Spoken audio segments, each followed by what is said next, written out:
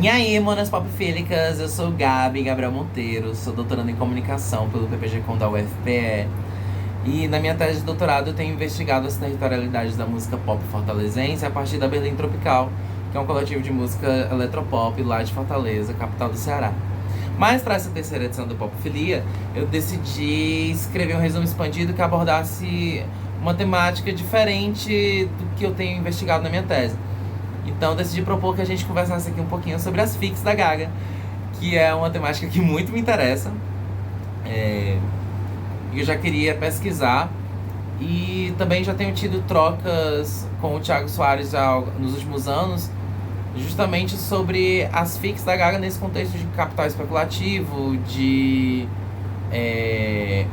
narrativização da música, de relação entre vida e obra da artista e como isso engaja as pessoas, né? Então, a gente tinha tido essa ideia de vamos escrever sobre as fics da Gaga, mas essa ideia ficou em stand-by até que eu vi a chamada do terceiro Popfilia. E aí eu pensei, caramba, esse é o momento perfeito para retomar essa ideia, porque justamente, né, a temática dessa terceira edição, montar cenas, fantasiar vidas, é basicamente o que a Gaga faz no clipe de Marry the Night e na carreira toda dela. E aí o Mayhem tava vindo aí, já tava para ser perto de ser lançado, ia ter o show e tudo mais. Não, acho que o timing é agora pra começar a escrever sobre. E aí decidi então escrever esse resumo expandido, que eu chamei de As Ficções de Lady Gaga, em busca do semblante midiático de uma diva pop abertamente especulativa. Ou seja, uma outra forma de chamar a nossa diva de fanfiqueira. Então esse trabalho foi diretamente inspirado por uma pesquisa que o Thiago Soares publicou em 2023 na revista Logos sobre performance e capital especulativo na música pop.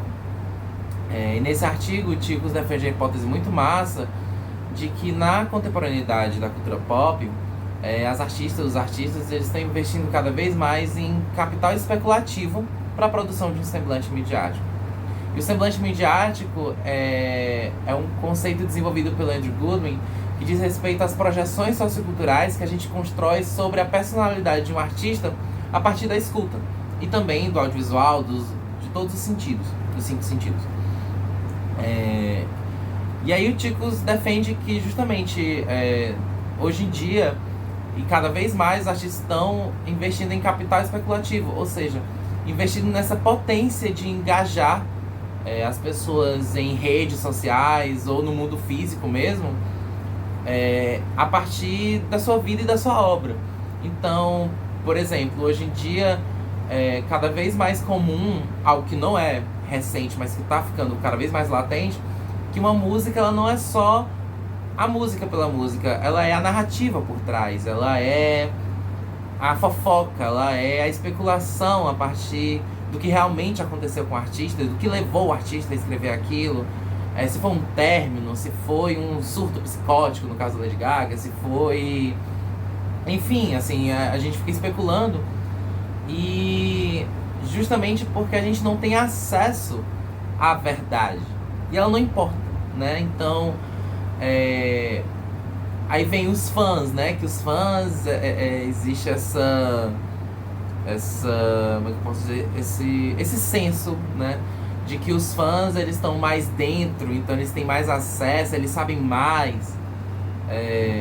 Só que os fãs também estão inseridos em outras especulações, e aí tem um fã que sabe de um... Por exemplo, aí descobrem que a Miley Cyrus alugou a casa que o Liam traiu ela com 14 mulheres para fazer o clipe de Flowers, por exemplo. Aí tem também o público geral, eles também têm acesso a algumas informações, mas no fim das contas, ninguém tem acesso à intimidade, né, que levou a artista a escrever aquela música, por exemplo. Se é que ela escreveu, né? Porque às vezes tem também todo um time de compositores, ou às vezes a pessoa recebe uma música que outro artista escreveu, mas que funcionou para ela. Enfim, mas não importa sobre o que realmente aconteceu, né? Como eu tô dizendo, é essa especulação que que leva as pessoas a falarem sobre. E isso é capital cultural, isso é dinheiro, né? Isso é injetado, né, diretamente nas contas bancárias das artistas. Então, para esse resumo expandido, eu decidi que o ponto de partida seria aquela introdução com aquele monólogo icônico do clipe de Mary the Night, que é super teatral, né? Assim, ela tá numa maca no hospital psiquiátrico ali, / reabilitação, que a enfermeira chega pra conferir a pulsação dela, e aí ela começa a falar, né? When I look back on my life, it's not that I don't want to see things exactly as they happened. It's just that I prefer to remember them in an artistic way. And truthfully, the life at all is much more honest because I invented it. Clinical psychology tells us arguably that trauma is the ultimate killer. Memories are not recycled like atoms and particles in quantum physics. They can't be lost forever. Aí ela faz uma pausa super dramática. E ela fica olhando assim pra baixo, bem coitada. It's sort of like my past is in a finished painting.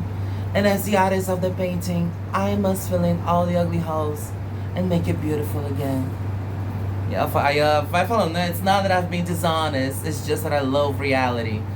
E assim, basicamente é um monólogo que ela tá ali criando uma argumentação pra se defender de uma suposta acusação de que ela seria uma mentirosa delirante, né? E meio que tá tudo bem ela ser uma mentirosa delirante. Só que eu acho que ela sentiu a necessidade de fazer esse posicionamento, né? Que ela sempre foi fanfiqueira, né? E aí eu acho interessante que nesse monólogo ela fala, né? Não é que eu tenha sido desonesta, é que eu odeio a realidade, né? Quando eu olho pra trás da minha vida, não é que eu não quero lembrar das coisas exatamente como aconteceram, o fato, né? Eu prefiro lembrar de uma forma artística. Então, o que é essa forma artística, né? É a fabulação pra ela também, é a lorota, digamos assim, que a gente ama, porque a gente sabe que a gente que é fã de cultura pop, a gente sabe que fabular é criar uma nova vida, é fantasiar vidas, né? Montar cenas, fantasiar vidas, é criar uma nova vida para lidar com a nossa realidade, né? E como ela fala na introdução do clipe de Mary the Night, a jornada dela em busca da fama foi muito traumática. A gente sabe que ela fala muito disso no Cromática e no Mayhem também, nos álbuns. Mas ali naquele momento da era Born This Way, ela acho que ela estava abordando muito essa questão de por que ela tinha que fabular, fanficar algumas coisas pra que aquilo soasse mais verdadeiro pra ela mesma. Então, eu parto desse clipe com essa reflexão inicial, né? Pra depois fazer uma breve análise, uma clivagem de 3 roteiros performáticos de ficções da nossa diva. Então, assim, para fazer essa análise, eu tive que fazer toda uma curadoria, né, de ficções da diva, para montar um corpus.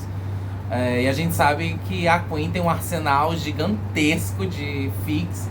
Podia ter escolhido a fic dela ter passado 48 horas sem falar depois que a Winehouse morreu, ou a de que ela viu as Torres Gêmeas caindo da escola dela, ou de que as próteses que ela tinha no rosto, né, os chifres pontudos, na época do Born This Way eram ossos que ela tinha dentro dela o tempo todo, mas que ela escondia, ou que ela passou 72 horas dentro do ovo antes da performance de Born This Way no Grammy de 2011. Mas eu escolhi essas 3 que eu acho que ajudam a gente a entender esse processo de construção do semblante midiático da Gaga. E a primeira fic que eu escolhi foi uma fic que o público e a mídia criou sobre a Gaga, né? Logo no início da carreira dela, depois de uma performance no Festival Glastonbury em 2008, começaram a sair umas fotos em que a galera começou a dar zoom e viu que tinha uma protuberância na região genital dela. E aí começaram também a criar montagens e começou a se espalhar um rumor de que ela era hermafrodita, né? De que ela era uma pessoa intersexo. E aí isso chegou até ela, teve proporções enormes. começaram a perguntar muito pra ela e teve entrevista que ela falou: pra que eu vou dar uma coletiva de imprensa pra dizer se eu tenho ou não um pênis? Meus fãs não ligam, nem eu, porque que isso deveria ser algo relevante. E anos depois, agora em 2024, ano passado, ela disse que teve esse movimento para que as pessoas intersexo, pessoas trans, pessoas que pudessem ter disforia, né, em relação a isso, elas não se sentissem mal por ser quem elas são, né? E esse foi um movimento muito inteligente dela, assim, de levantar o debate, né, por não afirmar nem que sim, nem que não, mas ao mesmo tempo também foi um movimento muito inteligente de movimentação de capital especulativo, porque esse rumor deu uma plataforma gigante para Lady Gaga na época. Quem lembra, quem viveu isso, lembra que estava na boca do povo mesmo, assim, tipo, ela é hermafrodita? Não é. E na época isso realmente impulsionou uma plataforma para Gaga. E a segunda fic que eu escolhi é uma autoficção, né, criada pela própria Gaga, já no início da carreira. Peguei a matéria do Globo de 2010, em que ela já falava que sentia-se a reencarnação da tia dela, Joanne. Intancável essa bicha, mas icônica. Icônica e ela já falava que sentia-se a reencarnação da Joanne, que é essa tia dela que faleceu quando o pai dela tinha 16 anos. E a história da Joanne é que assim, a Gaga, o álbum é de 2016, né? E a Gaga é tanta pataquada, ela faz um circo tão grande que acaba deslocando um pouco o sentimento que ela supostamente queria passar também com a música, que a Joanne, quando ela faleceu, o pai dela passou por um luto muito traumático, que ele bebia muito e descontava em casa, na família, nos filhos. E a Gaga começou a aprender a desenvolver as habilidades dela como musicista, tocando pro pai, cantando pro pai, tentando curar o pai, salvar, né, o pai de um trauma que ela via que ele tinha quando ela era criança. E ela achava que ela conseguia curar ele pela música. Então, Speechless, inclusive, que ela escreveu, também foi sobre isso. Ela escreveu pro pai dela, sobre o vício do pai dela com álcool também. E quando ela fala da Joanne, também tem um pouco disso, né? Ela tem um nome, a Joanne tá no nome dela, né? Que ela é Stephanie Joanne Angelina Germanotta. Só que ela começou a dizer que ela era a reencarnação da Joanne, e aí ninguém levou a sério, obviamente. E aí tem o Gaga 5 Foot 2, documentário do álbum, em que ela tá falando lá da Joanne de novo, e a avó dela chega e diz: mas tu nem conheceu ela, mulher, tipo assim. Sendo que... E ela: não, mas não é sobre isso, de fato não é sobre o fato, sobre a verdade, né? É sobre o que ela sentiu e criou ali. E, mais uma vez, foi uma fic que ajudou a movimentar a capital especulativo e ajudou a vender um álbum country que nem os fãs, nem o público esperavam tanto, e que não foi um álbum assim que agradou tanto quanto os outros, mas essa fic da Joanne ajudou bastante a vender o álbum, né? Inclusive aqui o copinho do show da Joanne em homenagem à diva. E chegamos então à terceira e última fic, que é a da gravação de Casa Gucci, em que a Gaga interpretou a Patrícia Reggiani e começou a falar que a Patrícia estava mandando moscas pra ela no set, que ela sentia o cheiro do cigarro da Patrícia, como se a Patrícia estivesse presente por causa do cheiro de uma marca de cigarro, como se a Patrícia fosse um espírito, como se a mulher tivesse morrido, sendo que ela estava viva.